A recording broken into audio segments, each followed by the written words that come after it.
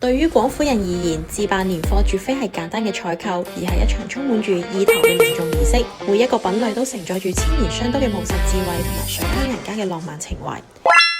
過年嘅時候，屋企一定會擺放一個糖果盒，裡面裝滿住糖蓮藕、糖冬瓜、糖蓮子、紅瓜子等等。當客人伸手去搲瓜子嘅時候，亦都叫做搲銀，意味住好運財氣搲到手。同時亦都會準備年糕、蘿蔔糕、馬蹄糕等，取其步步高升之意。廣府人過年食飯嘅好意頭，全部都藏喺海味乾貨裏邊，常見嘅有發菜、蠔豉、冬菇、瑤柱等等。呢啲海味乾貨化作為老火靚湯同埋豐盛菜品，寓意家宅豐足。過年嘅時候，每家每戶一定會擺放一盤年桔，上面掛滿住利是封，取其大吉大利之意。